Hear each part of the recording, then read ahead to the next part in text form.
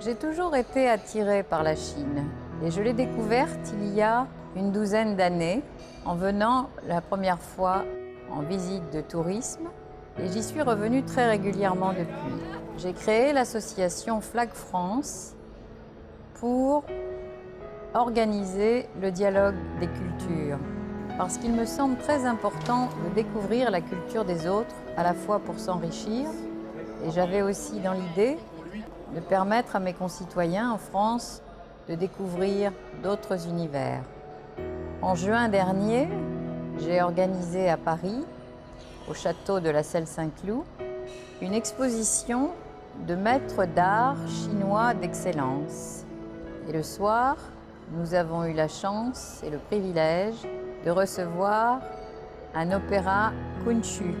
C'était absolument merveilleux à la tombée du soir au bord d'une petite rivière de voir cet opéra qui existe depuis le XVe siècle.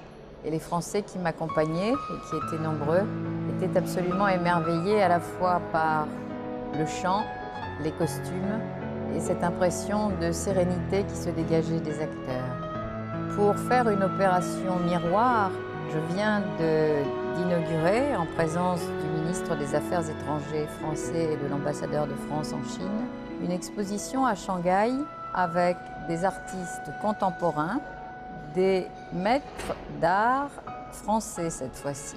C'est donc un véritable dialogue des cultures. Et parallèlement à cela, nous fêtons cette année le 50e anniversaire des relations diplomatiques entre nos deux pays. J'ai donc demandé à M. Wu, qui est dans la province du Fujian, à Anxi, de produire un thé spécial pour cette occasion que nous avons baptisé le thé de l'impérissable amitié.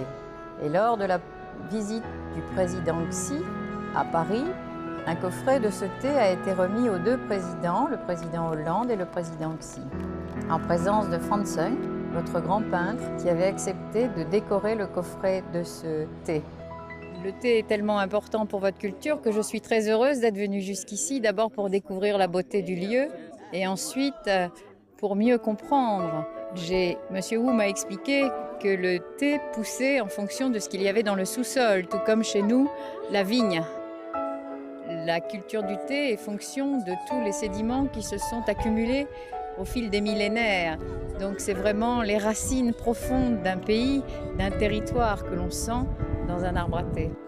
Et comme pour boire le thé, il faut un service, et donc j'ai eu l'idée de demander à Deroa de me créer un service de porcelaine unique en 8 exemplaires.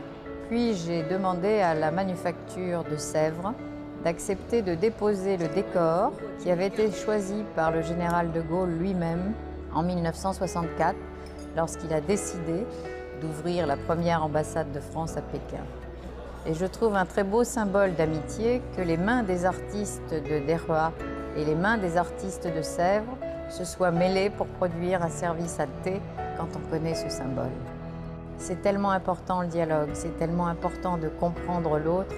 J'espère que j'arriverai à convaincre le plus possible de mes concitoyens de venir découvrir ce pays que j'aime tant.